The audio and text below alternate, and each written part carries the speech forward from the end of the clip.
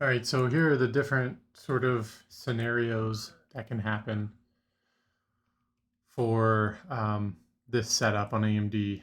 It's sort of kind of just like a general setup, and I guess I could go through different scenarios on a different looking daily setup, but this one is pretty cut and dry. An up move, and we'll just combine this 2 days as one big up move, and then we have an indecision, which is either a flag, a 3 bar play, or maybe it's a reversal. We don't know, um, but we have all those sort of rules of thumb that can give us clues, right? So like, what would tell us right away if this thing was more likely to reverse than keep going?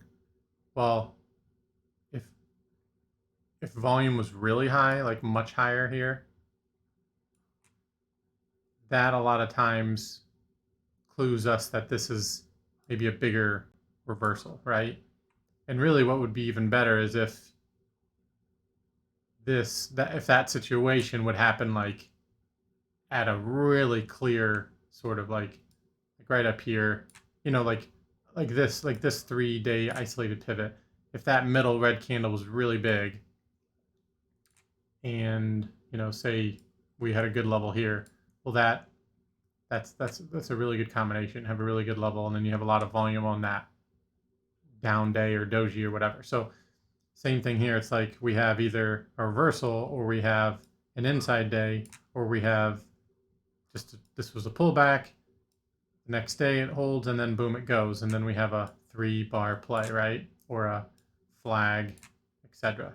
It's all just what's the time frame, right? Because this thing could very well, it could stay in here in a range, and maybe it could tighten up, right? And we what's called a compression, and then a few days down the road, we're like, oh, it's compressing, and then we get ready for this, right? Um, or this, different. It could do either or we have a couple inside days, a couple like false breakouts. We then just have sort of a range here, and we're not sure. We're preparing, um, and then maybe it gets a big move down.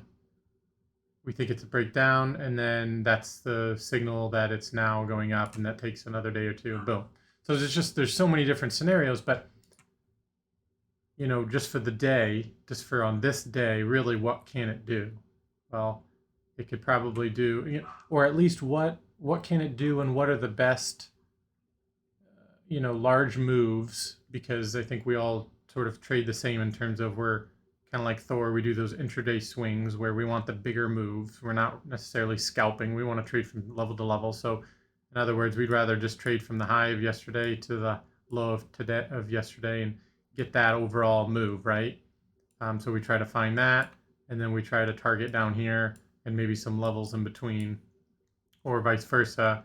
Say price was down here, opens down here, and then we're still bullish. We see it hold, so we get in long here, thinking it could get up to maybe there, and then if more than that, we could get up to there. So we want that bigger move, not a scalp move. But what makes this, so say we wanted to do a range resistance like today, what sets up as a good range resistance trade? Well, the rising devils are always a good one because price is near up here. It's sort of just trickled up here throughout the night, and then it opens, you have a lot of volume, it pops up, and then it doesn't want to keep going, and so then we have a nice short back down, right? But a lot of times we could get just a move even higher, and maybe we just have another inside day here, right? And we could get kind of tricked. Well, what's the difference between those two? Well, to me, the difference is finding another level that lines up really well with this one. Because if we want to see a bounce there, and yeah, yesterday's volume is super fresh and it's very important, so it is going to give it some resistance. But what if there's something more back here that can add to this level? And I think we always try to do that, right? And we could go back and we could zoom back and be like, oh, it's the low of this, and oh, there's a candle here, a low here, And, sometimes that works and it probably does. And really, if there was a super high volume candle and it lines up with this one or something, a lot of times that can work. But I honestly don't like that as much as if on these days, which are still pretty fresh and had decent volume, what if there was a clear level in here that lined up well with that? And that's what I've been getting better at. Um, and I believe there was. I mean, right here, I think it was this level right here, this low. Um, it bounced here on that big sell-off day, as well as on this day, it had some trouble getting through it as well, and you could see it on the 5 minute. So then you would find that level and zoom it and slide it over and realize, hey, that lines up pretty well with this high. Maybe it's a little bit higher. So we could say, if we want to do a range resistance, we're going to have this high, and combined, that's a little zone, and we want to see it fail there and get short. And I mean, that's all there is to it. And that to me is an A plus trade. Not having a good level, just going by yesterday's high, but not having, if this wasn't here, and if there wasn't too much to really tell us here, say there was a lot of action, but it wasn't perfect, this then is not an A plus to me. Yeah, it's a level, and yeah, it could bounce, but it's not that strong. And so to me, it has more of a chance of breaking through it, maybe not giving clear indicators.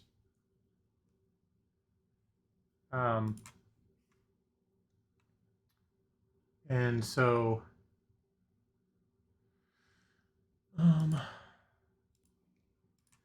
then to get further with that, it's not just about finding that good level, right? Because we're always trying desperately to find the best level, to get that best entry, the perfect entry to where we have it right on the edge or right on the bottom perfectly. We're in the money immediately, et cetera, et cetera. We try so hard, right? And we've learned that it's not about getting perfect there. It's about maybe waiting a little bit, letting it get ahead of us so that we have extra confirmation and then getting in. And in this case, I don't need to get in super tight. I want to have the good level, the 10 out of 10 level, the 10 out of 10 idea, and then let it prove to me and maybe even let it get a little bit further. And that's okay. Hopefully I'll get a little bit of a pullback and then I can get that tighter entry. But to go further than that, what's the overall idea here then? It's like, what is our real target? Because we try so hard on the execution of entering, and then we immediately, as it starts to go in the money and we're just going down, and say we're up 2R, maybe 3R, well, we're ready to get out. I mean, we are. I just, sure, we're going to say we're going to partial and then hold for the rest of the day, but really, we're really not holding it as long as we should be. Because, and it's normal though, because you know what? This is fucking painful. Just holding on to a trade, even if it's in the money, is painful. It's painful when it's going against us, and then when it turns and starts to confirm, well, we feel good, we get some endorphins, but it's still fucking painful. We still don't like it. The only time we like it is when we're done, we get out of it, and then we're done for the day and we fit goal or whatever. That's the only thing we really like.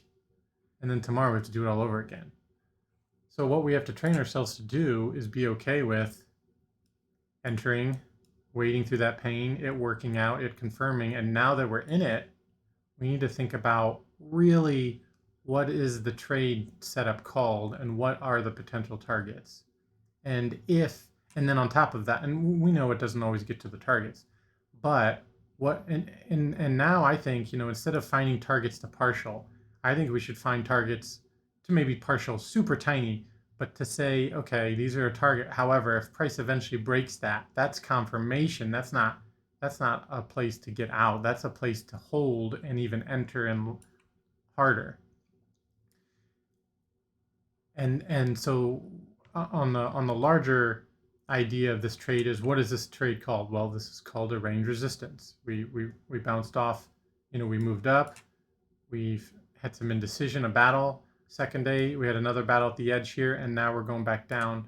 And so how far do we think we could go? Well, ATR is this long, so even longer than this doji. So we have the potential to go that long.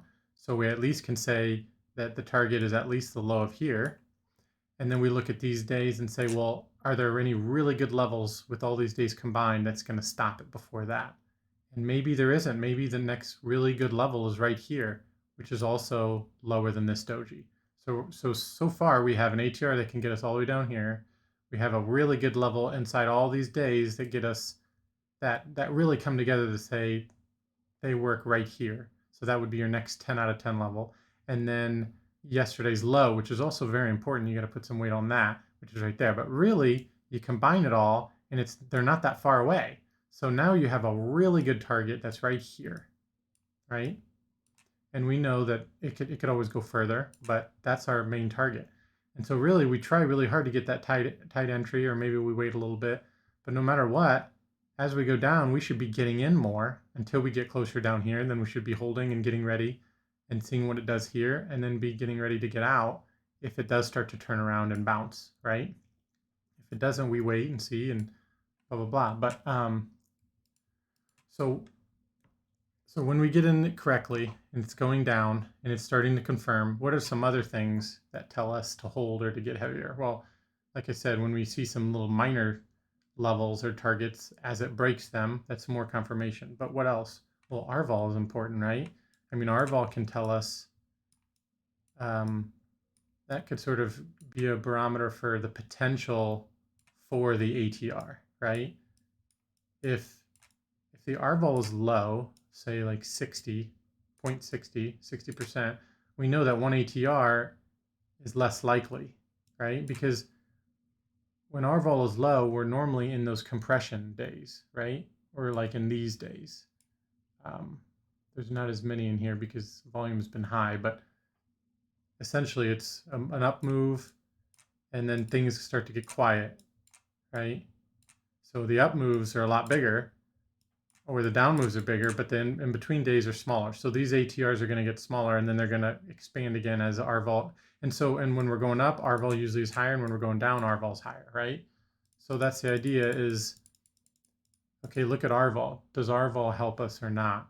And if RVOL is high on this day, which it was today, it was 1.4, I believe, or it was under 1, but it was increasing the whole morning, then that tells us that if this really good level is rejected and we keep going and we're getting more and more confirmed on the way down, meanwhile RVOL is high, say it's at 1.4, well, that tells us that, remember these levels down here, and remember this ATR, well, RVOL is now also telling us that we have a really good potential to make it to 1 ATR, maybe even further. So that gives even more confirmation to hold for this move, at least to here.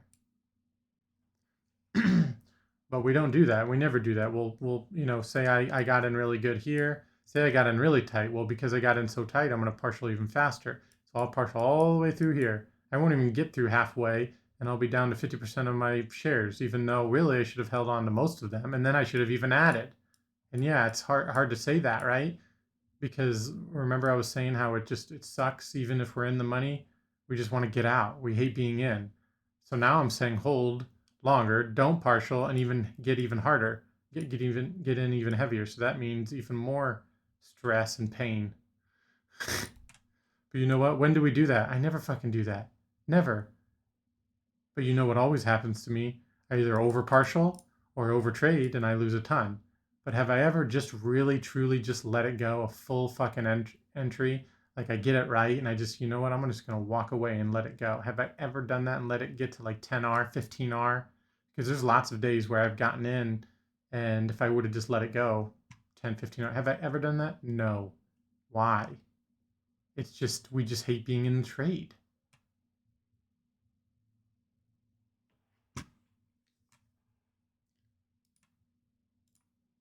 And so, I don't know, I guess I just wanted to go over the setup and just talk about how we need to think about these things. I mean, we think about them maybe before we enter, but then when we enter them, we need to continue to think about them. We need to be thinking like we're playing chess. What do we want to see as it continues in our favor? What will confirm, not confirm? How can we get heavier? Where should we start to lower our risk?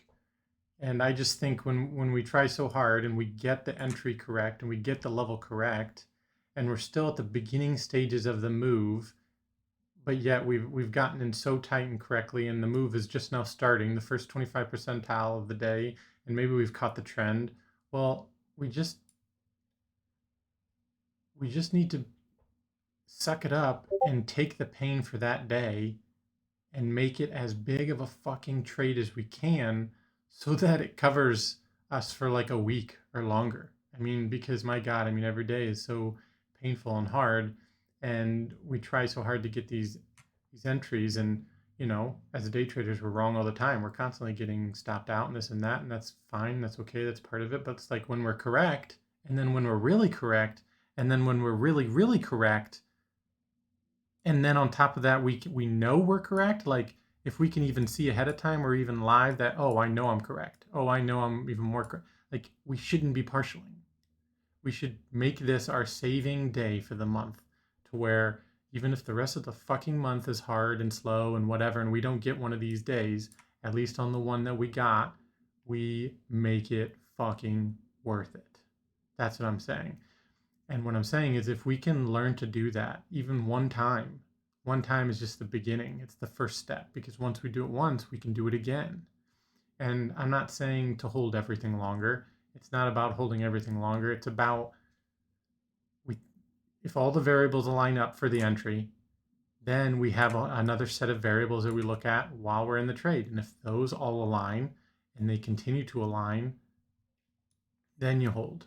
But, a lot of times we'll have a perfect setup, a perfect entry, we'll get in, and you know what, it just doesn't work out, doesn't end up doing what we want, barely makes it to our first target and turns around, and maybe we partialed heavy there, maybe we didn't, and it ends up stopping us at break even, and that's just it. That's fine, because you know what, even if we would have partialed heavy at that first target, what would we have gotten? 2R, 2.5R at the most.